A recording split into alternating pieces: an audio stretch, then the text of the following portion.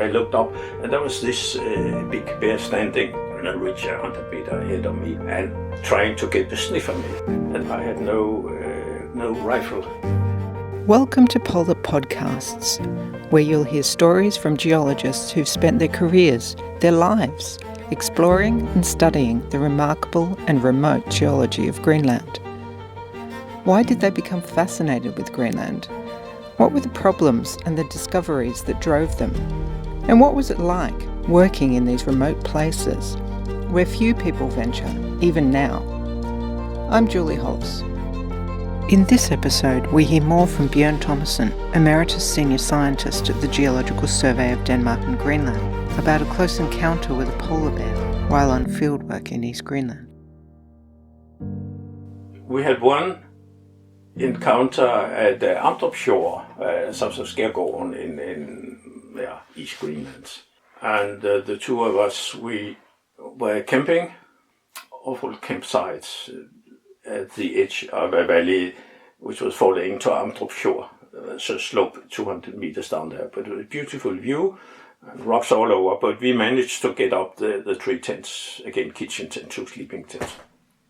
And then what happened, it was quiet and beautiful weather. And then I woke up in the morning, early, 5 o'clock. Absolutely quiet. There was no running water there. And I heard somebody kick the buckets. We have normal plastic buckets to fetch water. And then no more. And when you hear a noise, it can be two things. It could be a fox or it could be a polar bear. And you had to get out of the tent. That's what I decided. I was laying there in my sleeping bag. Because my fear is if the bear start to attack the tent, which has happened, what to do? Would you shoot through the tent material? That's not a nice thought. So I had a rifle, and so I carefully opened the tent, same again, looking up, standing up. Oh, nothing. It must have been, I don't know, the wind or fox or whatever. So I went in again to sleep, and it's a normal day. So we got up and made our coffee and prepared for the day's tour, and that day we went down along the coast and we walked together. Down the slope, 200 meter slope, down along the fjord, and there's a sort of ice foot. There was open water, but there was still the ice foot, which we could walk on, so that was easy walking, some snow and that. And I did my sampling. There's a lot of mineralization of noble metals. Of course, that area we have the large Flammefjell porphyry system, but that is surrounded by high-grade vein mineralization. I mean high-grade, that means silver and gold. So I had a full rucksack, and then at some time I discussed with Ditlev and said, if you take all the rocks and head directly back to camp, I'll walk up and check the west side of the valley, and I'll come back to you later. And that's okay. So he got all the rocks, and he was young and strong, and didn't mind. So he went back. Then there are two stories. I'll tell my story first. I finished my business and went back, and I saw it because we had footprints in the snow. And I said, well, they got very big, those footprints. It must be the sun. The sun come down, it melted away. So didn't think about that. And then I started up the slope. Nothing, kept up to the valley and started into the valley. And then ground is covered by big blocks. I mean, meter or two across. So, but when we had that sort of ground, you're jumping from big rock to big rock. That means your eyes are on your feet on the ground all the time. And if you want to look around you must stop up, and you should do that. But I was looking down. Then I heard some noise beforehand, and there was gravel coming down. I looked up, and there was this big bear standing on a ridge 100 meters ahead of me, and trying to get the sniff on me, because he was, standing, moving the whole head in all directions to get the smell of me. And that had been one problem. We were operating out of a base camp in Sødalen, and when we started for a two-man expedition, I always order for equipment department a rifle for the camp and two pistols, one for each geologist. So what I got when we headed out our equipment at the base camp, I got one rifle and one pistol, and I said, but I ordered two, and he said, well, you can only have one. So I said, well, I better give that to my companion Ditlev. He's the youngest. So when I met that alone, that bear, I had no weapon. So that was a very unpleasant situation. And at first you freeze and you get so scared. I always thought, no, next time you meet a bear, remember to take a photo.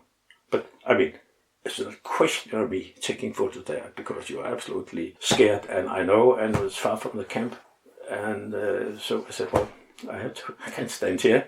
And he was standing there trying to get the smell of me.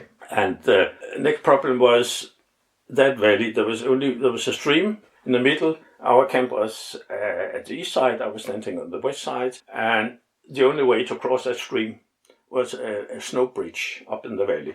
But unfortunately, in the same direction as the bear was standing. I mean, I had to walk at an angle, but getting nearer somehow and to reach the snow bridge. So what to do? So I started out, I was drenched. I didn't let my water go. And I was moving among those big rocks. So I lost visual contact with the fellow standing up there. So all the time, I couldn't know if he was coming for me. But I said, I have to walk, and I walk fast, I'll tell you. I was drenched with sweat. And eventually reached that snow bridge and crossed it. And, okay, I looked back and couldn't see him. And then up the slope, up to the camp. So I said, well, you made it. Congratulations, Bjørn, you made it this time. Then my next fear was, of course, that the bear would have gone ahead of me up to the camp and taken Ditlev. So I'll come up to a bloody camp. When I came up, I saw Ditlev, he was sitting. We had the habit to sit after a long field day to make a good foot bath and hot water and sit out in the sun in a camp chair with the feet in the water. And he described how he saw me come up there totally desperate. And I tried to see that bear. Either it couldn't get the smell of me, or it got the smell and didn't like what it smelled because he disappeared. So then we started to discuss what happened. And then he told me, Ditlev told me, I told of the accident with the buckets in the morning. He said, yeah, I had some very strong wind gusts in my tent this morning. And I heard the bucket too, but then I heard your tent zipper go, so I thought it was you out to have a pee. So he slept on. And I said, Ditlev, there were no wind gusts. It's been totally calm. Then we looked at his tent, the tunnel tent, and we could see the end flap, the window over the mosquito net. It was torn away, and there were bite marks about one of the bows who support the tent. So the bear has bitten in the tent apparently and shaken his head and shaken the whole tent. And that's what he thought was a wind gust. And there was no doubt that we could see footprints too. And when we departed down at the fjord, he went straight back with the rocks and I went up. He was sitting, resting halfway up. And then he heard me coming. You know, when you walk or move up a slope, there's stones falling, gliding, all it can be quite noisy with the rolling stones. So you shouldn't go beneath each other when you move in that way.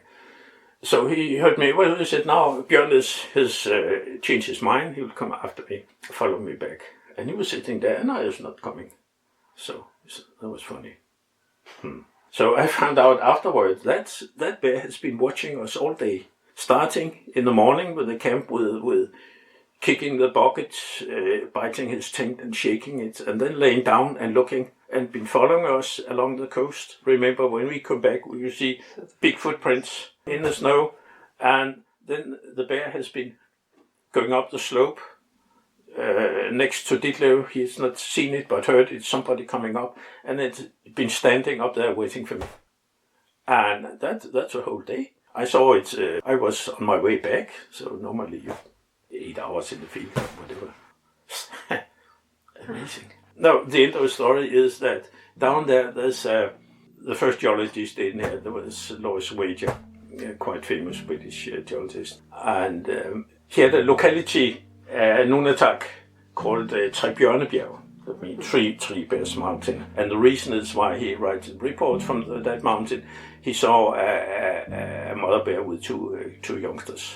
So he saw 3 bears. I'll call this mountain 3 Bears Mountain. So now I've been in this small valley which has no name, and I called it in my report. In my report I called it 2 Bears Valley. 2 Bjørne, because there'd be 2 bears, the real bear and me.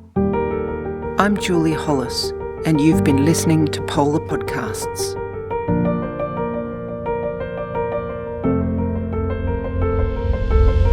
In the next episode, we hear more from Agnete Steenfeldt about developing geochemical sampling into a Greenland-wide geochemical map, a culmination of over 30 years' work.